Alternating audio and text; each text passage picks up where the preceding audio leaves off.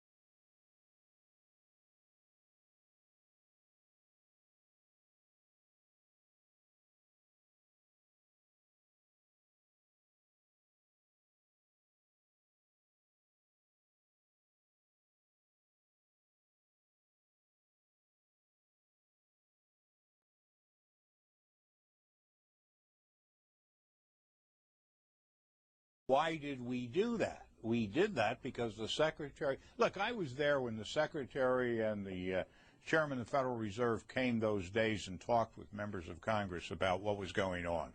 It was about September 15th. Here's the facts, and we don't even talk about these things. On Thursday at about 11 o'clock in the morning, the Federal Reserve noticed a tremendous drawdown of money market accounts in the United States to the tune of $550 billion was being drawn out in a matter of an hour or two. The Treasury opened up its window to help. They pumped $105 billion in the system and quickly realized that they could not stem the tide. We were having an electronic run on the banks.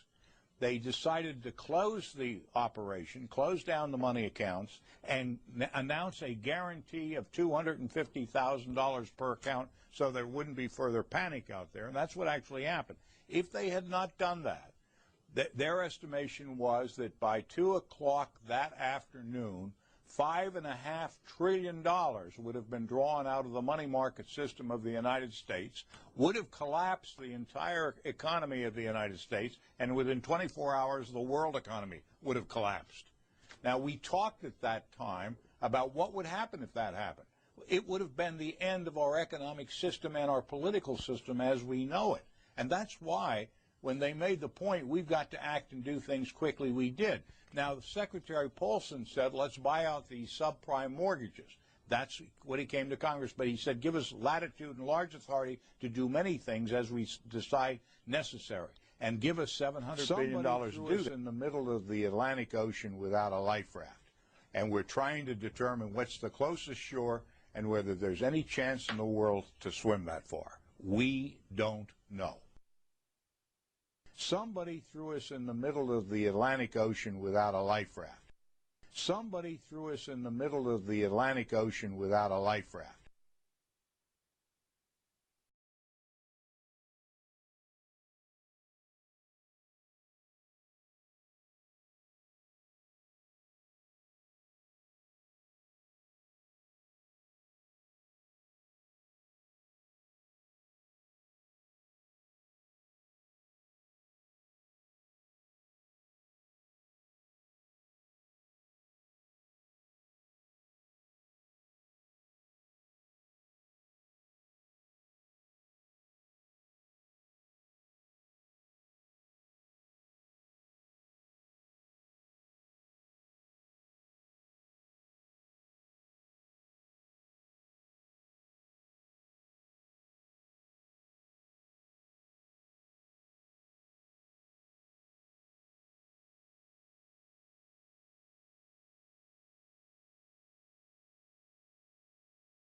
Wat zijn derivaten?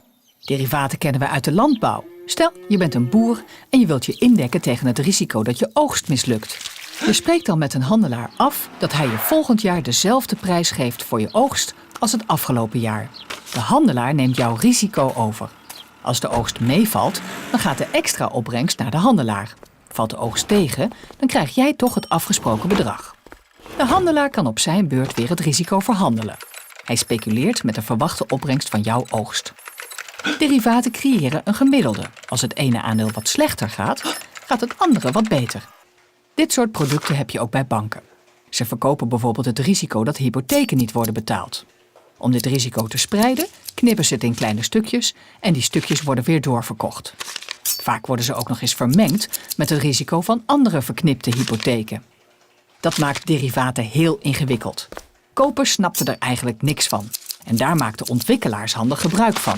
Door derivaten met opzet complex te maken, konden zij ze voor veel meer geld verkopen dan ze eigenlijk waard waren. Zakenbanken hebben hier fortuinen aan verdiend en nog steeds. Het leek in 2005 zo'n veilige belegging. Een derivaat gebaseerd op Amerikaanse hypotheken. Heel veel Nederlandse banken, pensioenfondsen en gemeenten staken daar dan ook enorme bedragen in. Helaas, want in 2007 stortte de Amerikaanse huizenmarkt compleet in. Niet alleen de huizen werden minder waard, maar ook de derivaten. En hetzelfde geldt inmiddels voor de Nederlandse hypotheken en hun derivatenproducten.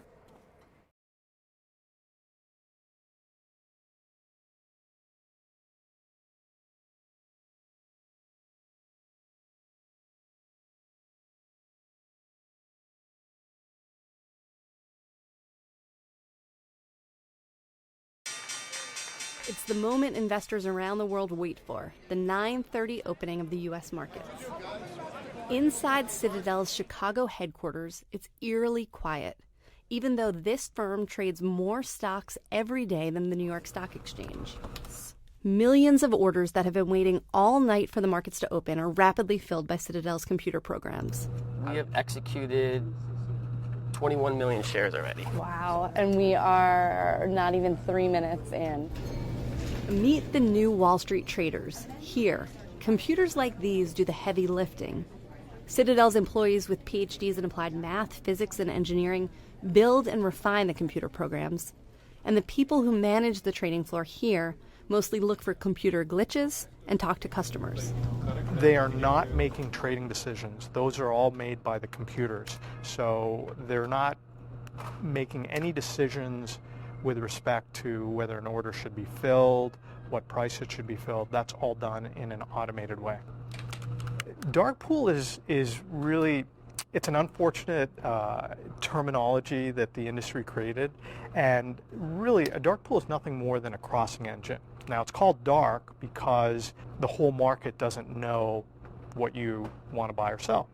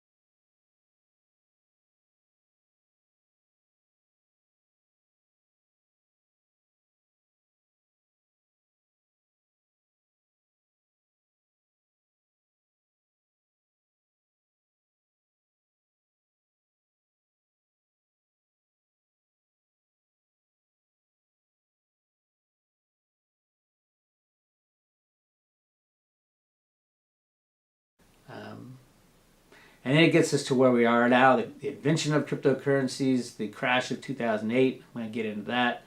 I'm going to get into where we are in the crypto world, where we're going with the crypto world, and where we're going to end up. Absolutely get your hands on cryptocurrencies. I was 50-50, half crypto, half silver. I think a better option now would be 80-20, 80% cryptos. The sound ones, Litecoin especially, number one, it's still undervalued in relation to gold. I think it'll go 4-1 with gold pretty easily because it's more useful. I mean, with Bitcoin, sorry. 4-1 with Bitcoin because it's more useful than Bitcoin as a means of exchange. Core developers don't even want to use Bitcoin as a means of exchange. Too many attack vectors, not safe enough, so they're going to just lock it up and store value. Litecoin, yeah, that puts Litecoin today, it should be $2,000. When Bitcoin hits 100,000, that's $25,000 Litecoin. And today it's trading for 130. I'm just saying.